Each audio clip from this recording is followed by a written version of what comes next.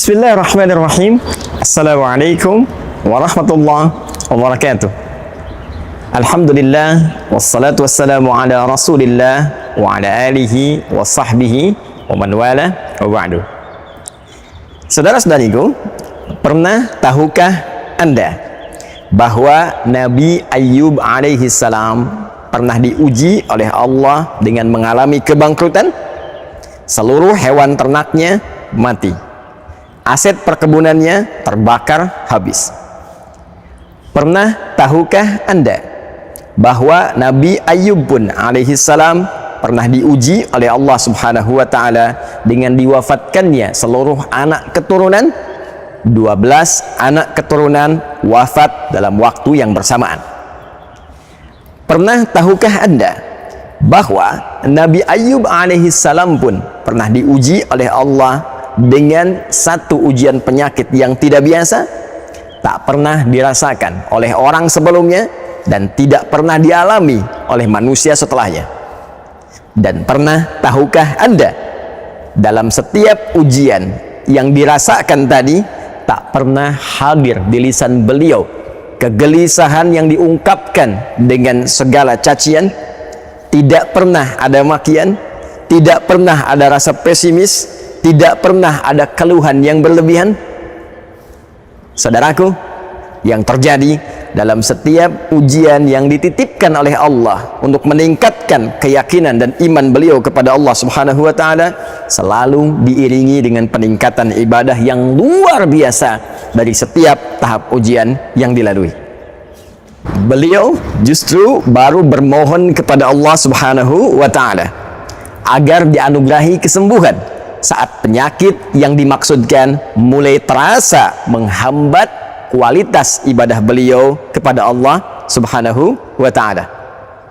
Quran surah ke-21 tentang kisah para nabi Al-Anbiya di ayat ke-83 sampai dengan 84 menjadi penerang kepada kita semua tentang bagaimana cara Nabi Ayyub memohon kesembuhan kepada Allah Subhanahu wa taala.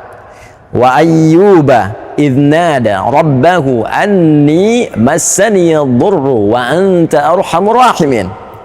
Dan kami buka kisah Ayyub alaihi salam ketika beliau bermohon dengan khusyuk kepada Rabbnya, ya Allah, penyakit ini sudah mulai menghambat hamba untuk ibadah, sudah mulai menyakiti hamba, dan rasa sakit ini bukan hanya sekedar sakit berupa penyakit, tapi sudah mulai mengganggu hamba untuk ibadah kepadamu ya Rabb. Kalau cuma penyakit yang tidak mengganggu hamba untuk ibadah, hamba bisa menerimanya. Tapi kalau penyakit ini sudah mulai mengurangi cara hamba ibadah, mengurangi kuantitas hamba untuk ibadah, maka hamba mohon kepadamu ya Rabb, anugerahkan kesembuhan agar hamba bisa ibadah maksimal seperti sebelumnya.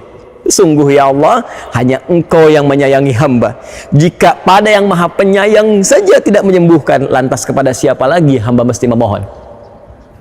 Pernah tahukah Anda ketika kalimat ini dipanjatkan, bagaimana respon ilahi dalam menjawabnya?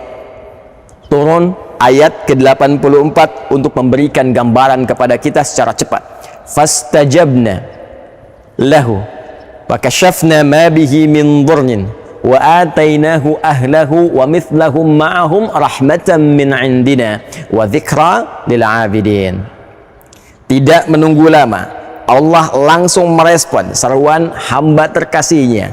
Pada masa itu Ayyub alaihi salam, kami langsung jawab doanya. Perhatikan kalimat Qurannya, kami langsung jawab doanya tanpa jeda menggunakan huruf fa, harfu atfin rabitin baina syai'aini bila hudud, huruf perangkai di antara dua peristiwa tanpa jeda. Peristiwa pertama bermohon, peristiwa kedua dikabulkan doanya. Antara bermohon dengan dikabulkan tanpa jeda.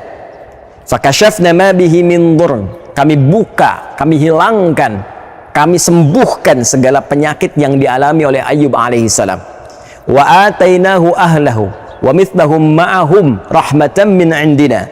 Lalu kami pun dengan kesembuhan yang didapatkan oleh Ayyub anugerahkan kembali keturunan baru 2 kali lipat dari sebelumnya.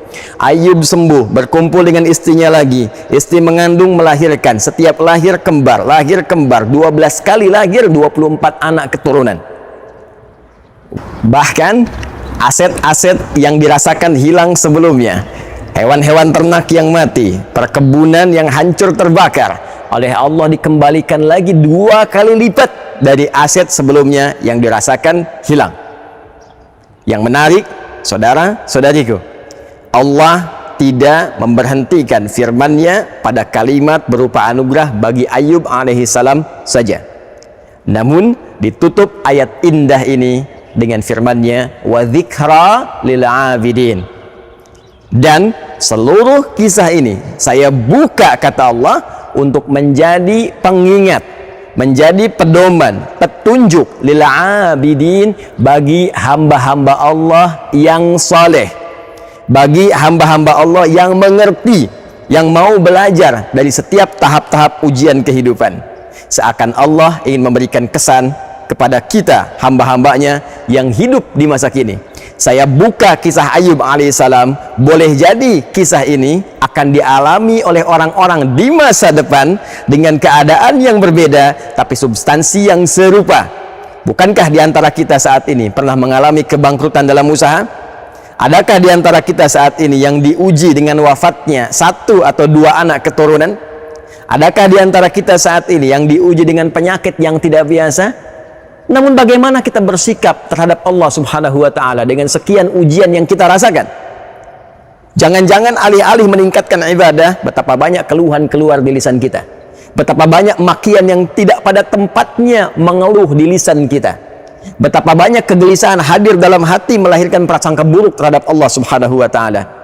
Pernah tahukah Anda bahwa ayat ini diturunkan untuk memberikan pedoman kepada kita, serta tawaran jika Anda mampu bersikap seperti Ayub, meningkatkan ibadah, optimis pada anugerah Allah, sabar dalam menjalani ujian? Boleh jadi ayat ini juga memberikan satu harapan kepada kita untuk mengabulkan apa yang selama ini kita mohonkan, dan anugerah 2 kali lipat dari apa yang pernah kita dapatkan. Pernah tahukah Anda? Assalamualaikum warahmatullahi wabarakatuh.